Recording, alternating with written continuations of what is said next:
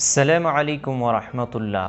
نماز حاجت کا طریقہ کیا ہے اور نماز حاجت کی نیت کیسے کی جاتی ہے اور نماز حاجت کب پڑھی جاتی ہے، تو اس حوالے سے میں آپ لوگوں کے سامنے بات کروں گا۔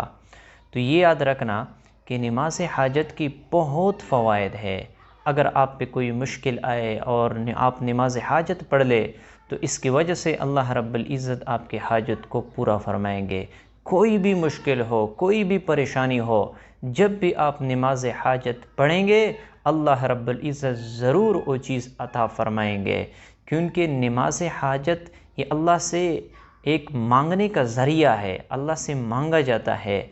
اور حضور پاک صلی اللہ علیہ وسلم پر جب بھی کوئی مشکل آتی تو آپ یہ نماز پڑھتے تھے اور اللہ سے مانگتے تھے تو اللہ رب العزت ضرور عطا فرماتے تھے۔ اگر آپ کی کوئی نوکری کا مسئلہ ہے تو آپ نماز حاجت پڑھ لیں، اس کی وجہ سے اللہ رب العزت آپ کو صحیح نوکری عطا فرمائیں گے۔ اگر آپ کو کوئی رشتے کا مسئلہ ہے تو آپ نماز حاجت پڑھ لیں، اللہ رب العزت بہتر جگہ سے رشتے کا انتظام فرمائیں گے۔ اگر آپ کسی ایسے بیماری میں مبتلا ہے جس کے علاج سے آپ مایوس ہو چکے ہیں تو آپ نماز حاجت پڑھ لیں، اللہ رب العزت ضرور جو ہے نا یہ مشکل آپ سے دور فرمائیں گے۔ تو نماز حاجت کی بہت زیادہ فوائد ہے۔ اب نماز حاجت پڑھنے کا وقت کب ہے تو یاد رکھنا مکروہ اوقات کے علاوہ جب چاہے آپ پڑھ سکتے ہو۔ میں آپ لوگوں کو اوقات بتاتا ہوں کہ ان اوقات کے علاوہ اب جب چاہے نماز حاجت آپ پڑھ سکتے ہو۔ سب سے پہلا، جب آپ فجر کی نماز پڑھ لے تو اس کے بعد آپ نماز حاجت نہ پڑھ لے جب تک کہ سورج نہ نکلے، یعنی فجر کی نماز کے بعد بھی آپ نہیں پڑھ سکتے، اور جب سورج نکل رہی ہو تو اس وقت بھی آپ نے کوئی نماز نہیں پڑھنی، اور اس طرح جب سورج بالکل سر پہ کھڑی ہو جائے یعنی زوال کا وقت ہو جائے تو اس وقت بھی آپ نے کوئی نماز نہیں پڑھنی، اور اسی طرح جب سورج غروب ہو رہی ہو تو اس وقت بھی آپ نے کوئی نماز نہیں پڑھنی ہے، اور اس طرح عصر کے بعد بھی آپ نے کوئی نماز نہیں پڑھنی، یعنی عصر کے بعد فرض نماز تو پڑھ سکتے ہو یعنی عصر کی، لیکن عصر کے نماز کے بعد آپ نوافل نہیں پڑھ سکتے، اور یہ نماز حاجت یہ نفل نماز ہے، اس لیے عصر کے بعد بھی آپ نماز نہ پڑھ لے۔ تو ان اوقات کے علاوہ جب چاہے آپ نماز حاجت پڑھ سکتے ہو، کیونکہ نفل نماز ہے اور نفل نماز جب بھی آپ پڑھنا چاہتے ہو پڑھ سکتے ہو۔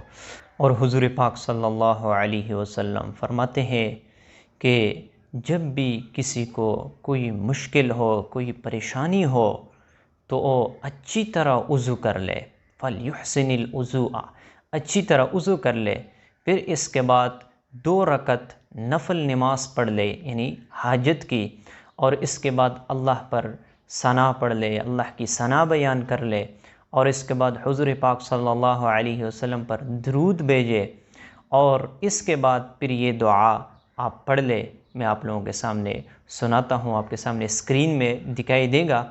لا الہ الا اللہ الحلیم الکریم، سبحان اللہ رب العرش العظیم، والحمد للہ رب العالمین، اسألک موجبات رحمتک وعزائم مغفرتک والغنیمة من كل بر والسلامة من كل اسم، لا تدع لي ذنبا إلا غفرته ولا هما إلا فرجته ولا حاجة هي لك رضا إلا قضيتها يا أرحم الراحمين۔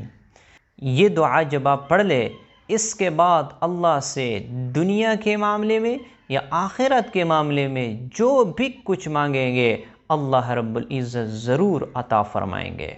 تو جب آپ نماز حاجت پڑھ لے اور اس کے بعد اللہ پر ثنا اور حضور پاک صلی اللہ علیہ وسلم پر درود اور یہ دعا پڑھ لے، اس کے بعد اللہ سے سوال کر لے تو اللہ رب العزت ضرور عطا فرماتے ہیں۔ تو اس نماز کو آپ ضرور پڑھ لے۔ نماز کا طریقہ میں آپ کو بتاتا ہوں۔ سب سے پہلے آپ نے وضو کرنا ہے، وضو کے بعد آپ نے نیت کرنی ہے۔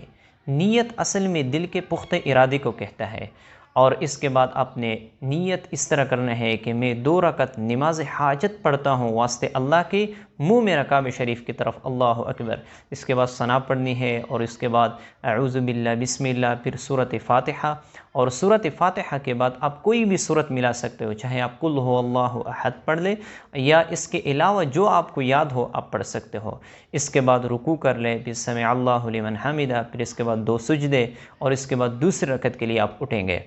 دوسری رکعت کے لیے جب آپ اٹھیں گے تو اس کے بعد آپ نے بسم اللہ الرحمن الرحیم پڑھنی ہے، اور اس کے بعد سورۃ فاتحہ، سورۃ فاتحہ کے بعد آپ کوئی بھی سورت ملا سکتے ہو، پھر اس کے بعد رکوع اور 2 سجدے، پھر اس کے بعد تحیات، تحیات کے بعد درود شریف، پھر اس کے بعد سلام پھرنا ہے۔